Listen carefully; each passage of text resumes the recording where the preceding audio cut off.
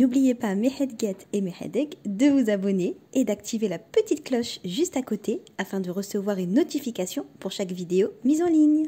C'est parti pour nos petits pains. Alors pour commencer, dans un saladier, je vais verser mon eau tiède. Comme d'habitude, tiède, froide, pas tiède, chaude. Faut pas que ce soit trop chaud, sinon ça tue votre levure.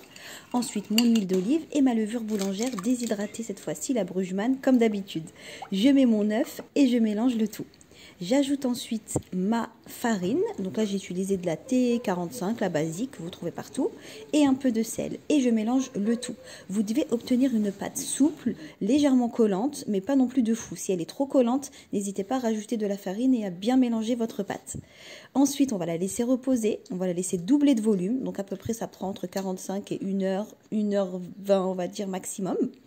Vous récupérez votre pâte, vous la dégazez légèrement et vous la découpez. Donc moi j'ai fait des pains moyens, donc type gros pain burger, vous voyez. Vous pouvez bien sûr la diviser en 8, moi je l'ai divisé en 4. Si vous voulez des plus petits pains, vous pouvez la diviser en 8, c'est très bien aussi. Donc ensuite je forme des boules. Donc la première technique, c'est la technique, si vous pouvez la faire, vous faites comme ça. Et la deuxième technique, c'est vraiment pour les débutants qui ont un peu du mal avec la pâte. Voilà, c'est assez facile, rapide et ça vous permet d'avoir une boule aussi. Une fois que c'est fait, donc dans une assiette, j'ai déposé des graines de sésame. Celles que j'avais, c'était les blanches non torréfiées, non dorées, en fait. Si vous en achetez, achetez des graines de sésame dorées, comme ça va être encore plus joli. Je prends ma pâte, donc vous voyez, je la dépose légèrement dans du lait. Et ensuite, je la dépose dans mes graines de sésame qui vont adhérer à ma pâte. Une deuxième fois, je vous montre, je la prends, vous voyez, je prends par derrière, comme ça. Hop, je la mets dans le lait et dans les graines de sésame. J'aplatis légèrement. Hop, histoire que ça soit bien, que les graines de sésame se collent bien.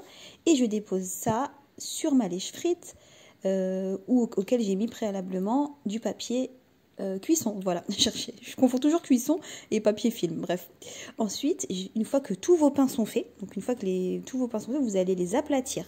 Vous allez les aplatir après, voilà, je vous montre en vitesse réelle. Ça prend quoi 15 secondes.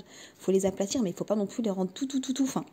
Ensuite, je les couvre d'un torchon et je les laisse gonfler à peu près 30 minutes. Si votre cuisine est une cuisine chaude, 15 minutes, ça suffit largement.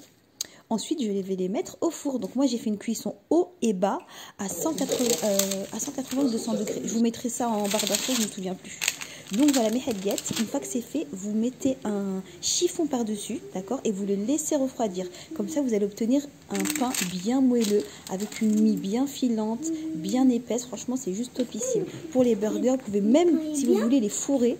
Vous voyez, au moment où vous faites les boules, vous les fourrez de viande hachée ou ce que vous voulez. C'est juste trop bon.